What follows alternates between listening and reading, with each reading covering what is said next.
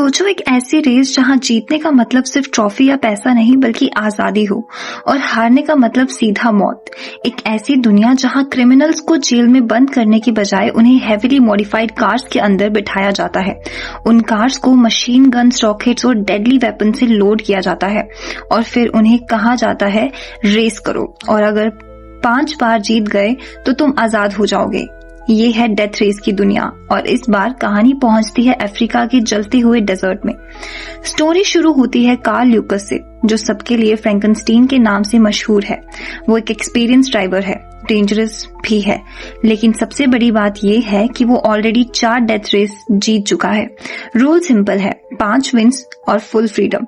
सिर्फ एक रेस और वो जेल की जिंदगी से हमेशा के लिए बाहर निकल सकता है, लेकिन सिस्टम को ये मंजूर नहीं। डेथ रेस एक कॉर्पोरेट एंटरटेनमेंट बन चुकी है जहां प्रिजनर्स की जान सिर्फ टीआरपी और प्रॉफिट के लिए यूज होती है।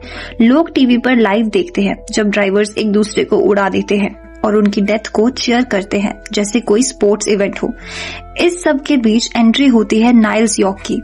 ये एक कॉर्पोरेट बिजनेसमैन है जो डेथ रेस को ग्लोबल लेवल पर ले जाना चाहता है। उसका प्लान है फ्रेंचाइजी को प्राइवेटाइज करना, ज्यादा पैसा कमाना और शो को और भी ब्रूटल बनाना। लेकिन उसके रास्ते में सबसे बड़ा ऑब्स्टेकल है फ्रैंकेनस्टीन। फ्रैंकेनस्टीन इतना पॉपुलर हो चुका है कि अगर वो 5वीं रेस जीत गया तो सिस्टम के लिए प्रॉब्लम खड़ी हो जाएगी। यॉर्क नहीं चाहता कि कोई प्रिजनर हीरो बनकर फ्री हो और सिस्टम पर कंट्रोल कम हो जाए, इसलिए वो सीक्रेटली प्लान करता है कि अगले इवेंट में फ्रैंकेनस्टीन को खत्म कर दिया जाए। यॉर्क अनाउंस करता है कि next death race South Africa के कलाहरी डेजर्ट में होगी। ये नॉर्मल जेल ट्रैक नहीं है बल्कि एक ओपन डेजर्ट है जहां कोई फिक्स रोड नहीं, सिर्फ रेत के पहाड़, हिडन लैंड माइन्स और अननोन डेंजर। इस सीन एडिशन का नाम दिया जाता है इन्फेर्नो। सब प्रिजनर्स को कार्गो प्लेन में डालकर अफ्रीका ट्रांसफर किया जाता है जहां एक private high security prison setup होता है। यहाँ सब कुछ और ज्यादा रो और ज्यादा वायलेंट होने वाला है। सीक्रेटली यॉर्क एक और रूथलेस ड्राइवर को हायर करता है और उसे क्लियर ऑर्डर देता है कि रेस के दौरान फ्रैंकेनस्टीन को मार देना है। फ्रैंकेनस्टीन की नेविगेटर कैटरीना पर भी प्रेशर डाला जाता है। उसे इनडायरेक्टली थ्रेटन किया जाता है ताकि वो फ्रैंकेनस्टीन को कंट्रोल में रखे। टेंशन धीरे धीरे बिल्ड होता है और फ्रैंकेनस्टीन को फील होने लगता है कि कुछ तो गलत चल रहा है। रेस का दिन आता है।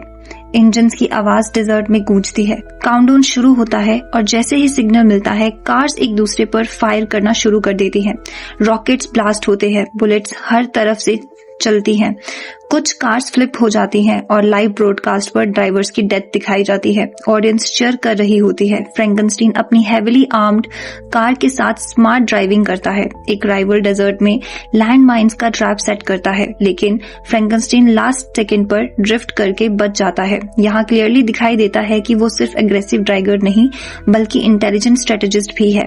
रेस के बीच अचानक लोकल अफ्रीकन रेबल्स अटैक कर देते हैं। वो कहते हैं कि ये उनकी जमीन है और यहाँ ब्लड स्पोर्ट अलो नहीं होगा। हर तरफ क्योस हो जाता है। शूटिंग हर डायरेक्शन से हो रही होती है, लेकिन बाद में पता चलता है कि यॉर्क ने ही सिचुएशन को इनडायरेक्टली फ्यूल किया था ताकि रेस और वायलेंट रेज और रेटिंग्स स्काई रॉकेट हो जाए।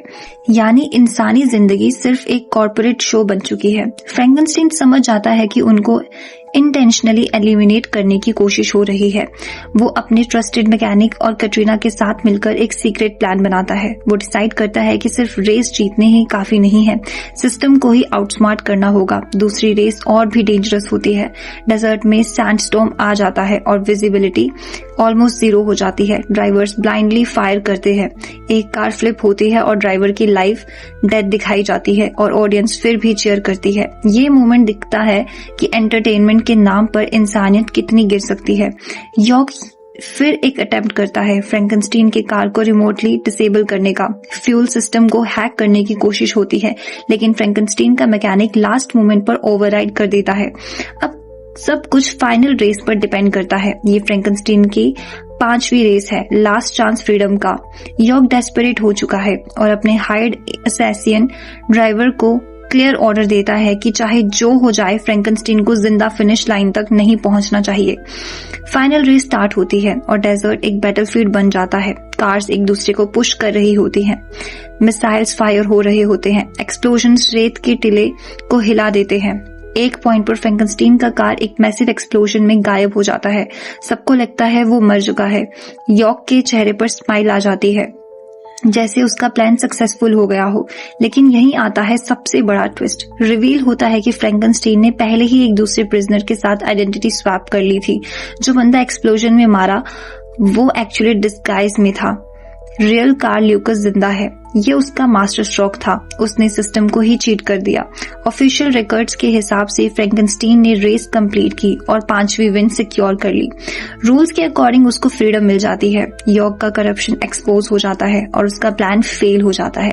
फाइनली कार्ल ल्यूकस अपनी आजादी के साथ डेजर्ट होराइजन की तरफ चला जाता है, एक नई जिंदगी शुरू करने के लिए। डेथ रेस का सिस्टम शायद अब भी एग्जिस्ट करता हो, लेकिन फ्रैंकेनस्टीन ने प्रूव कर दिया कि अगर दिमाग ठंडा हो और प्लान सॉलिड हो तो सबसे पावरफुल सिस्टम को भी हराया जा सकता है। और इसी के साथ खत्म होती है डेथ रेस 3। इन्फीरियो की ये इंटेंस एक्शन पैक्ड कहानी, जहां रेस सिर्फ स्पीड की नहीं थी, सर्वाइवल और स्ट्रेटेजी की भी थी। अगर आपको मेरी एक्सप्लेनेशन पसंद आई हो तो सब्सक्राइब करना ना भूले। मिलते हैं अगली वीडियो में, तब तक के लिए बाय बाय।